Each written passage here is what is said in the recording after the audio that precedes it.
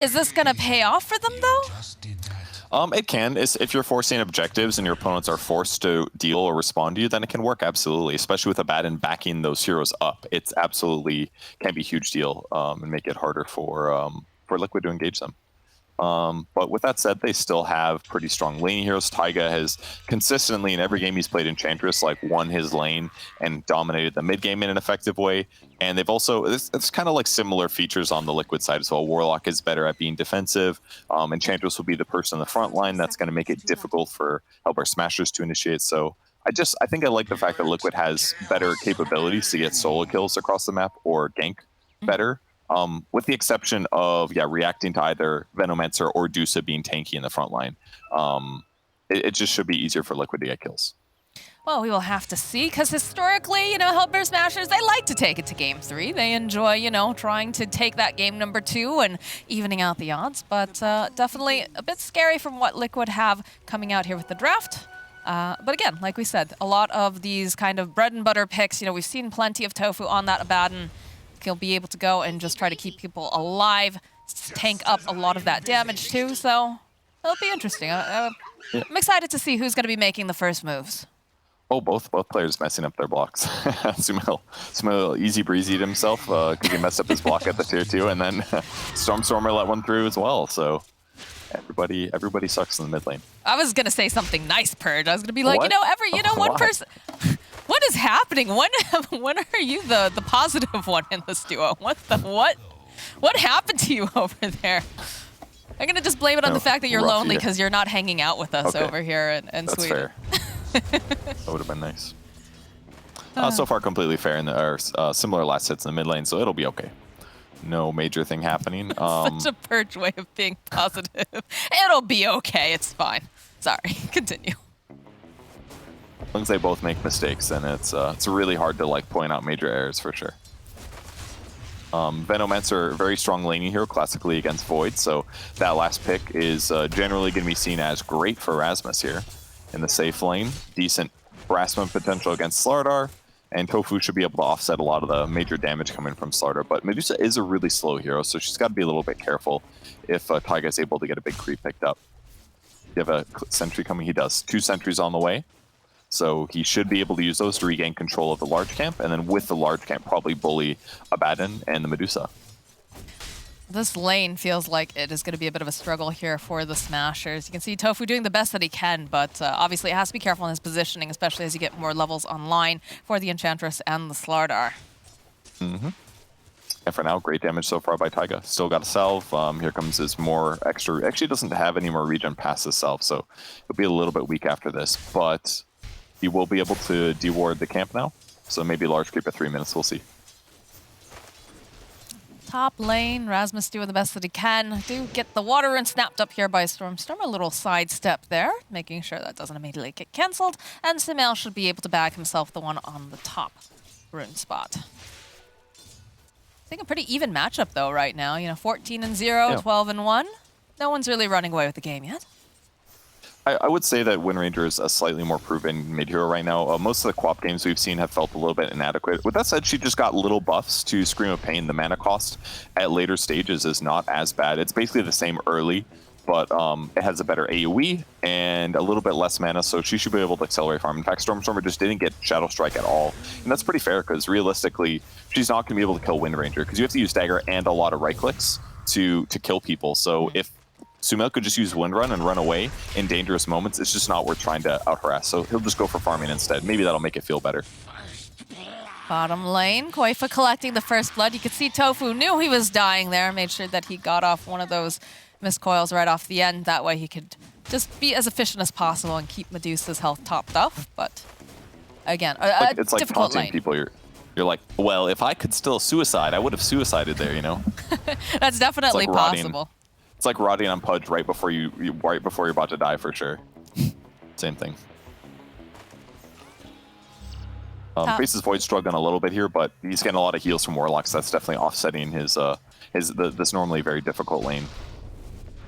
I mean, I feel like we see this a lot coming out from Insania in particular. He's usually on a hero that's able to either, you know, replenish health or replenish mana, right? Because we had that whole stint where Keeper of the Light was very, very strong. So he's playing a lot of that. Otherwise, you know, you see him on the Oracle, you see him on the Warlock, things that are going to help his core stay in lane and, you know, provide that sustenance. Yeah, it's really important. Lane stabilizers, absolutely. Insania gets a side pull off. Didn't get a stack off, though, because he had blocked earlier with a Sentry Ward, but still very good for lane control here. Mickey hits level 4, still struggling on regen a little bit. Insania's about to hit 3. This is going to give a much better heal towards Mickey, an extra 120 HP every time. They're quite forward here, over here on Smash. Look at this, immediately backing off the Centaur, though, just running over. We'll put out a little bit of damage here. But that's fine. scary. I mean, if he uses Enchant offensively, they can just dispel it with Aphotic Shield. So, they are definitely forced to back up right now while Koikva counter pushes the lane and gets full last hits. But you know, the Centaur will go away, and then he's gonna have to go grab another one if he wants to keep being aggressive. There's a Satyr Tormentor he could grab though, over by his Ancients. So the pressure continues. I'm just thinking in terms of, you know, if they're able to stun lock up Tofu there, that could be potentially a problem because he can't shield himself if he is the one who is indeed stunned up. So I don't think the play yet, I don't think, is going after Ace. Yeah, probably not. Mid lane's still really even here. Stormstormer getting more mana due to having blink capabilities, but Erasmus gets low. He's taken down thanks to these fatal bonds. They're just kind of, it's like a little bit of a flirtation here on this top line. You see Erasmus, you know, dishing out a bunch of damage, Mickey just backtracking, or, you know, having Insania heal him back up, and then they go back in for another play, but then Gilger can't, you know, it just back and forth here. We haven't seen any hard committals, it feels, for sure. Yeah, I would not want to play this lane in the slightest if I was Faces Void, if I didn't have a Warlock. It's doable here, but without Warlock, it would just be awful. Oh no, the Hellbear Smasher! He's turned on his family. He's a traitor. That's fine though. It'll die now. Just a little bit of, just did a little clapping. And now it's gonna run away. Camp is, and he's got another one. He's been able to keep the large camp unblocked here on Taiga's side and blocking the small camp with the sentry as well. So it's a little bit more experience. Gives Koikva tons of deny. He's got 12 already here. And that's going to put Medusa a little bit behind where they would want to be. And there aren't really any stacks made yet either. Here comes Stormstorm rotation though, top. They'll be able to use a Sonic Wave and they take down Mickey, easy peasy. There's not any way that Insania can save him from that this time around. Yeah, and that wouldn't happen if he was full HP, honestly. Like, keeping his HP at around, what, 70-80%? It was enough with the Rolling Boulder and the Smash and the ulti. So still no dagger points, but they just got the tower. Like, that is a huge play by Hellbear Smashers, actually. They actually kept the Void down a little bit.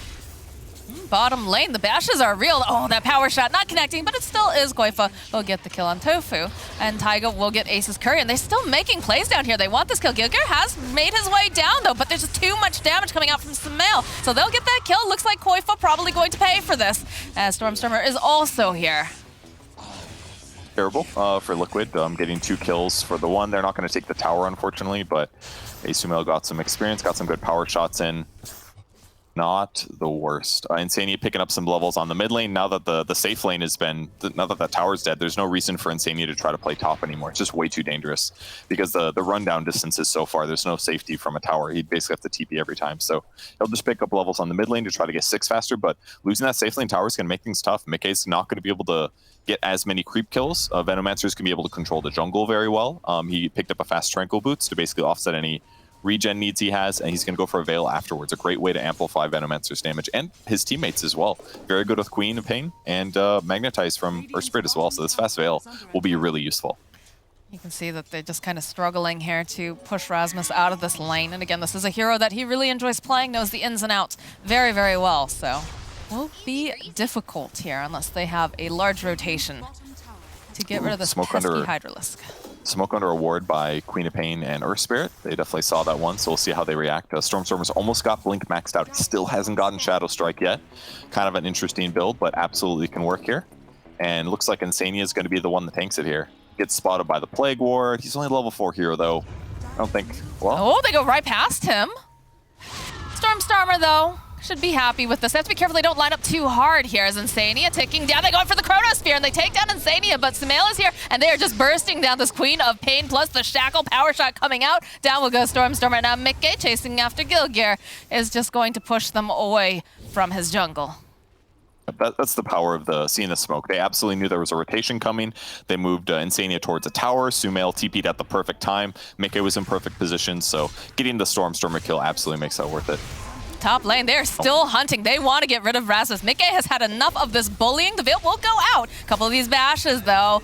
Mickey needs a little bit of help here. I think he's going to be all right. It's going to be very close here, but no, he's got that heal on him. He's got the backtrack. He is fine. As Taiga here in the bottom lane, he's just poking at Tofu. Does have to be careful because there is Stormstormer making his own rotation. All for Wolf just nibbling over here, but you can see that Stormstorm is here. Taiga playing very carefully here. Decides, all right. Oh, maybe they go back in, though. There's Koifa. No Blink Dagger just yet. Double fluffy hat on the Enchantress. I'm a little surprised Rasmus didn't get 2 points in Venomous Scale, because it is a huge damage increase. With that said, Poison Sting is amazing against Faceless Void, so maybe that's part of the reason. But I wonder if he would have died maybe if he had more Gale, or if he had his ulti and enough mana, it would have gone to kill too. But either way, it's fine. Still making space. They push out the lane, so Mickey is going to jungle now. He's got a Possessed Mask as well, a great item to accelerate his jungling. And the net worth is still even, so everything's pretty fine for Liquid despite the early tower death. Look at Koifa. He knows that Tofu has just been sticking around here. He was hunting, but he will teleport out. Doesn't want anything to do with Koifa. Doesn't want to help accelerate his Blink Dagger. And Taiga's just taking over the woods here. They've got a lot of map presence right now coming out from the side of Liquid. Mm-hmm. Yeah, it's not bad at all.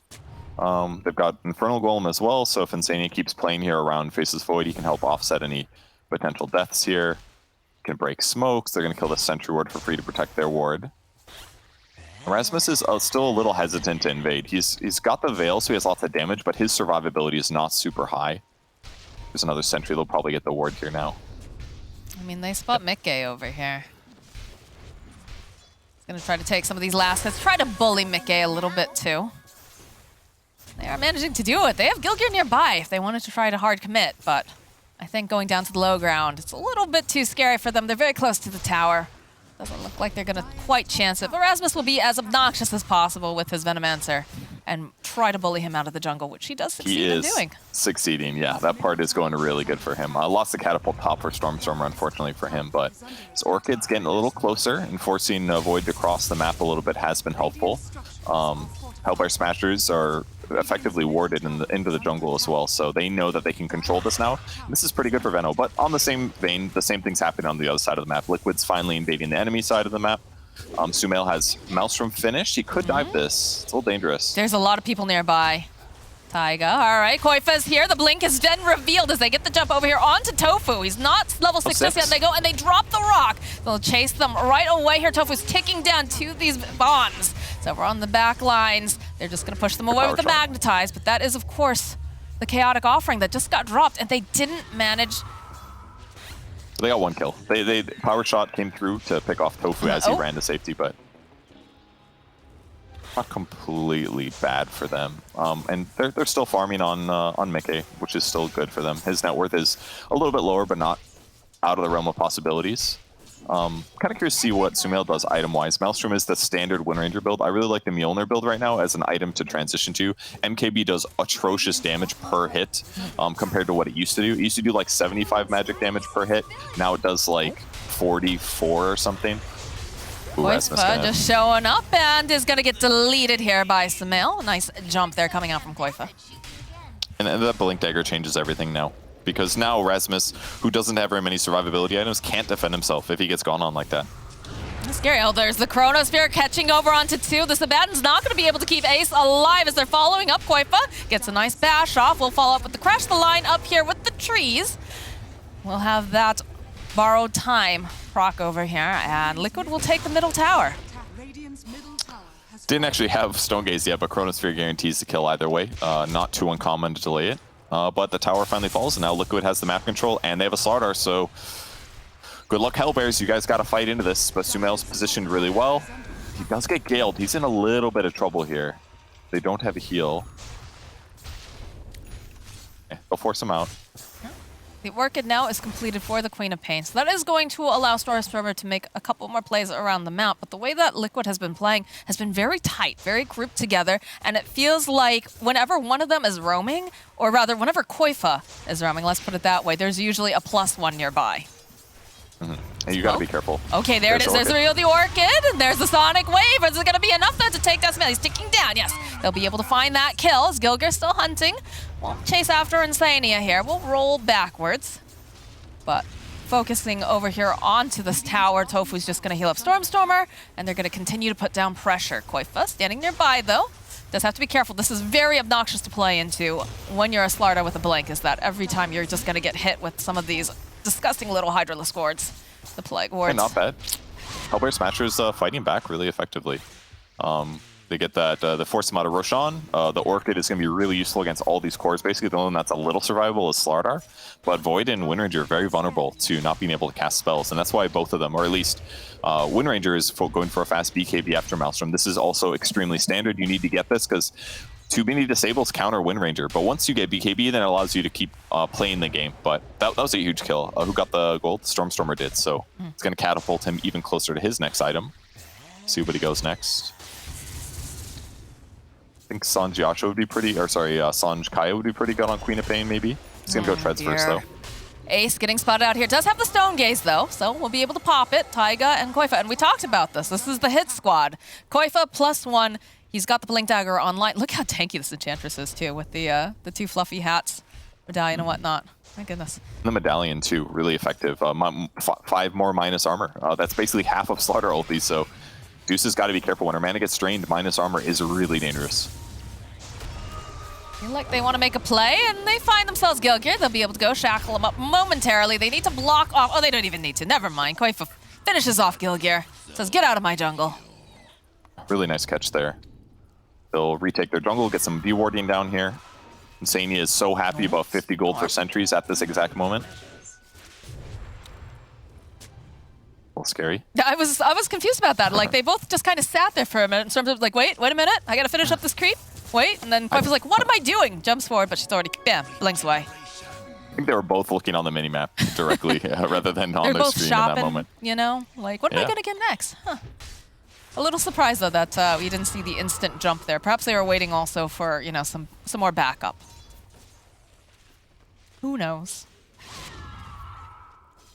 I got taken the top lane because he's a little bit more survivable right now, but Koifa still fishing for kills.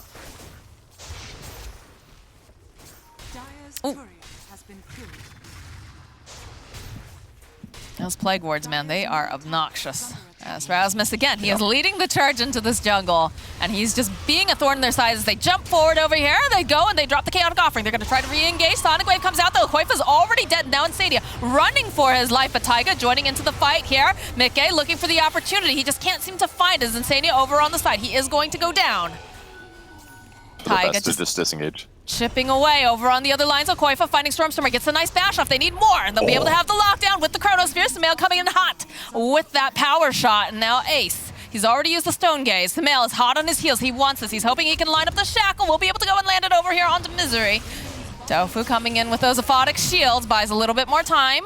Taiga having to be careful, did get hit with that Veil. And they need to just clear out all of these Plague Wards from their jungle. It's really hard to deal with these right now because they're just preventing Koifa from reinitiating. Him getting Galed as well, making a huge difference. But surprising that they were able to kill Quap. It was very, very close. The Chronosphere jump was just on the edge, right as his blink was coming through. Great pickup with the Nether Shawl as well. Excellent on most agility carries because you have tons of armor, and getting just all this, like a free hood, better than a hood, is amazing against magic nukes like Quap and Venos. So this is the perfect item for Mickey here. I don't think it's ever a bad game to find a shawl. There's always someone on your team that can use it. Yeah, it's my favorite neutral item for sure. I love getting it in a lot of games. Roll forward, trying to grab Taiga to get the signs off Insania, trying to keep him alive with the Shadow Word. Another roll forward here from Gilgir with the kickback. Sumail, he wants this though, is going to be able to go and shackle Gilgir over here to the tree. He's going to burn him down very quickly, and they still haven't managed to kill Taiga with all of this healing. Over on the side though, Koifa is getting kited. Rasmus though is going to try to get protected here by Tofu. Still kiting, still looking for this opportunity. Sumail, though, clicking away, trying to get some more of this damage off. Will be able to go pop the shield again. Another one being tossed out immediately. Nice power shot coming through as Ace is wandering back in. A fun game. They're spending so much time near each other, but it's like kind of difficult to fully commit to a fight, but they can cover each other. So it's a little bit, it's not quite as bursty as most of the games we watch, but it makes for some interesting gameplay. A lot of cool decisions being made. BKB's been ready for Sumail that whole fight, by the way. He's just holding it. He knows he doesn't quite need it yet. If he gets gone on in a bad position, he's going to pop it. But for now, it's just going to guarantee that he gets to continue playing the solo killer for the rest of the game. And if you don't play Wind Ranger like that and you don't get to a position where you can continue getting kills, you're going to struggle on this hero a little bit. But he's going the perfect build and he's queuing up Ags afterwards. I do like how Taiga is now set into the role of cleaning out the jungle. He's basically the janitor over here for Team Liquid, trying to get rid of all of these pesky plague wards, because Rasmus has been an absolute thorn in their side. He's definitely playing this hero very nicely and bringing a lot of attention over to him and allowing Ace to get that farm up, because he is sitting pretty nicely there. Not quite as high as Sumail, right? 9.9k on Sumail, but Ace sitting at 9.5. So I'm just a little unsure how Medusa is going to do against a hero like Wind Ranger. Like, I feel like Wind Ranger is just going to beat her as the game continues if their network stays the same. Because no matter what, like, Wind Ranger has incredible single target damage because of Focus Fire. And Medusa, yeah, she does a lot of AoE damage, but she doesn't do well against a Wind Ranger, period. Like, you just use Wind Run and you run away. It's that simple. So I just feel like if they keep this net worth distribution and we fast forward 20 minutes of the game, I just feel like Liquid's going to have the advantage. It's definitely a problem that they don't have a whole heck of a lot of catch coming out from the side of Hellbear Smashers. They have plenty of slow, obviously, when you take into account that they have this. Oh, they jump forward immediately. Roll forward here, over onto Taiga. Sonic Wave, and it's just not enough to kill him right off the bat, although eventually Stormstormer will collect the kill. That wouldn't hurt too much. Maybe a mistake for Taiga not to go Hood this game. I feel like some magic resistance there would keep him alive, but it's still a lot of magic burst, so. And they have a Veil too. Like, magic resistance would be pretty solid this game. A little surprised he didn't go for it, but maybe wanted to go this Hurricane Pike instead, or not the Hurricane Pike, the Dragon Lance, just to deal with the wards better. It's not a terrible idea, but maybe in that, they lost that tower right there because he got picked off, so. Here they go, blink in, silence, there's the dagger, the ultimate, the full follow-up, just a ton of magic damage. Pushing him away from the tower to lower his chances of living. He was a little close to living, it was pretty close. I feel like if he had a cloak, he might have lived. If he had a hood, he definitely would have lived there. Could have taken a fight. That, or just the fact that, you know, he was silenced. If he got the sprites off, perhaps he could have survived more. You know, lots of coulda, shoulda, woulda. But over here on the side, Gilgear, he gets spotted out, and he is going to be a sacrifice to Sumail. Really and easy kill. they're in the Roche pit, though. It's taking quite a while, though. I'm not sure. And look at the scan. They know. They're on their way. Tofu has to be a bit careful. He's been trying to tank it up. Looks like they'll trade over here on Ace. Are they going to contest, though, is a question. They're going to get there fast enough? They got the tier 2 bottom, which is okay. Like, oh, they're moving in now. I don't know. I'm not sure about this Taiga. He's got the sprites up immediately. He's going to just wander into the pit. He's just going to get Yuled up. So Ace will be able to get the Aegis, but the follow-up is immediate now. Sumail looking for that latch. Not going to be able to quite find as the Stone Gaze gets popped from Ace. Doesn't want to have to deal with this, especially now that Stormstormer has just picked up a fresh BKB. So he's going to be able to create more chaos in these fights. That is going to help for sure. Well, so Liquid does get some map controlies. They didn't take the Shrine before they crossed the map, but they regained theirs. Again, I think they're, like, it's not great for their opponents to have an Aegis, obviously, but I think this is not that bad considering. I don't really see them picking up a Medusa and a gank, generally, but this does give the Hellbear Smashers the ability to maybe force some, like, tier 2s or something like that. So, but I don't really see the Aegis as, like, a huge worry to Team Liquid because they have such strong team fight. They've got Golem, they've got Chronosphere. They can shackle 2 people pretty much every time after a Chrono is completed. So you're looking at a really fat stun here, and if Smashers are not careful, they're going to get team fight wiped here, regardless of the Aegis. I was going to ask if this would be more of a farming Aegis for Ace, just to, you know, buy him a little bit more time, an insurance policy sort of thing. Because I didn't think that Smashers were going to be super aggressive, but you do see them invading, and there is a courier over here. It's going to be immediately ripped down by Stormstormer. Sumail doesn't have anything on it, but yeah, he already got deliver. He'll be fine. Farming, yes, basically. That's how I see it right now, for sure. It allows them to be a little bit aggressive in their positioning, but unless they get a pick off, I don't really see them taking a tower. Rasmus doing the right thing. He's cutting the bot creep wave that they cut mid and bot. It becomes very difficult for their opponents to push, but that's going to rotate Sumail to his mid lane, to enemy mid lane as well. He's almost for sure going to cut the next creep wave, and they just don't want to engage right now because it's a little dangerous. And in the same vein, Mickey is pressuring bottom, knowing that he's relatively difficult to kill. They don't have solutions now that he has Manta. And, well, they've got the Axe completed here for Ace. They'll throw down the Upheaval, try to slow them down just a little bit. The Sonic Wave, it's not close enough. Oh, no. Oof. The zero times combo, Moxie. You don't need an Arcana for that one. No, you don't. That's an oof, for sure. But they are rotating back bottom now. They want to deal with Mickey. I don't believe they have vision. The roll forward. Oh, they have the Yules, though. They can set up the silence as well. They've got the Veil. And this is the kind of damage that we were talking about, although they don't manage to quite land that Poison Nova over here. Does have the Magnetize, though, on Mickey, and he's just trying to run away from the Gale. He's got that Poison Sting on him, and it's just so slow. But where's your lockdown here? Where's your lockdown, Smashers? That was insane patience from Mickey. I would have meant it off that, like the Earth Spirit silence or the Gale or something, but he was just terrified that Quap was going to show up at any time and orchid him immediately afterwards, and then he would die. But he just was patient the whole time. He knew he was relatively safe. They basically get a lot out of that movement for Liquid. They accomplished everything they wanted. They sniped the courier, they cut the mid wave, they cut the bot wave, and eventually Hellbear Smashers had to back up. They didn't get the tier 2 tower. They didn't use any big cooldowns, and Aegis is a little bit closer to going away now. So great movements there by Liquid. They've almost got Eggs on Wind Ranger, which is going to give them a lot of evasion. 30% base it gives now. It doesn't give as much movement speed as before, but still will be useful. Here's the roll in, the gank on Enchantress. Look how quick he is with that healing ward on him. Upheaval helps a lot too. Oh, and there it is. That was really close. That was actually really close. It wouldn't have killed him. It was still a poor use of the ultimate, but yeah. That sounded like the slow on Quap's ulti sounded like the old like AT&T like call. It did sound like like a weird like phone jingle. Yeah. I wonder if that had when anything texting to do was with like really fancy. You're like, oh, you got to pay 10 cents every time you send a text. No, I'm talking even older than that, dude. I'm talking before texting. Not going all the way back to rotary phones, but definitely sounded very strange there as Mickey putting some pressure here on this top tower. And everyone's really kind of spread out. You can see the Smashers are focusing over on the tier 2 in the bottom area. Radiant's top tower is under Trying to just get something done here. They're still working on the tier 1. For the cheap price of 322, we can roll. I don't have that kind of money. This game is going so good for Liquid right now. Mickey just takes a tier 2 tower unpressured. They're doing such a good job. And Quakefa's playing in the area. That way, if anybody comes back to counter push this, they can get a kill. He sits here, and yeah, Smashers take a tier 1, but all right, it's going to be Gilger. Let's see if he gets... He takes the bait. Pop's coming too. Right, roll forward immediately. Eventually, yeah, there it is. Koifa jumping right on in. They do have the sides, but he's got the Manta, like we talked about. He's going to be able to backtrack away. There's Hunting over here on the side, but oh, Koifa pops the BKB, just takes down Gilgear. Over on the bottom lane, Tofu has been left behind. He does indeed pop to Taiga. This is kind of all over the place here. I think we've yet to see like one really big team fight, Purge.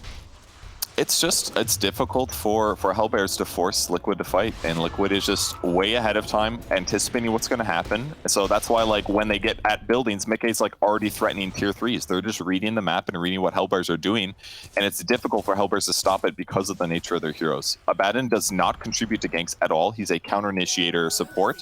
Earthspirit is great at initiating, as is Quap, but that's it. Venomancer is just okay. Gale is very counterable here. And having Time Walk to be able to jump away for it already just does enough. Just concerned that they don't have this lockdown as Koifa immediately, the silence comes out from Stormstormer, but the shackle and latches off to the side. Sumail's just going to rip him apart as Koifa will be the one who gets the kill. That was cool. Nice play by Koifa to basically keep his hero in that position. I didn't see exactly how it started, but he knew his BKB was gone, basically. Oh, I think that's an Eggs. That's an Eggs on Medusa. Yeah, he's had we don't have stuns. He has had that for a bit here. It's, okay. Would have talked about that way earlier. Roll on in here, but they have to be careful. Mickey is here, and they put a decent amount of damage. They do have the BKB, so Gilgear will fall. They have to be careful again. They've got Insania nearby. He does have the Chaotic Offering. You've got many things if they want to go back in. That Shadow Word Shard also helping quite a bit here, but Bottom tower is under attack. I don't know. How do you approach Well, this fight right now if you're Hellbear Smashers? Because, you know, you've got heroes that want to stand their ground, that want you to come to them. And look at this, Rasmus here. He's trying. He's being as pesky as he can, but it just doesn't feel quite as effective as it used to be. As Smail, when running over, looking for the shackle, manages to land it. They get the Aphotic Shield up, but look at this damage coming out. It's just not looking like Rasmus is going to be able to survive this as the power shot comes through, and down goes the Venomancer. Smail does basically an infinite amount of damage with Focus Fire. It's just way too much to keep him alive, and they just don't have good enough AoE stuns to offset it. Yeah, the Venomancer did pretty good in the lane, but not quite good enough. And yeah, Deuce is going to make up for some of these stun deficiencies with the Ags build, but the game's feeling really hard for Hellbear. It just feels like Liquid is not really punishable. I'm also concerned because look at the vision that Liquid has up and around the map too. It's just so hard for the Smashers to get out of their base and to farm or do anything because they, you know, look at this. We're even seeing now that Gilgear says, we got to get rid of these wards. We're going to get ourselves, you know, a gem, try to make some space again. But the threat coming out from Liquid is just so scary. It's really hard. Oh, and a Mindbreaker drop. Perfect Wind Ranger item. It's basically like it's better than a Javelin. It's insanely valuable for his single target damage. I wouldn't be really surprised if he doesn't use that.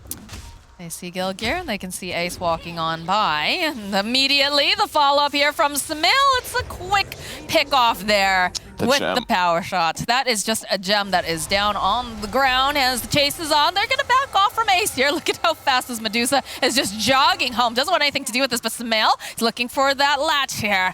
Wants to get the shackle off. We'll be able to go and find Rasmus. He's more than happy with this as they just burst him down.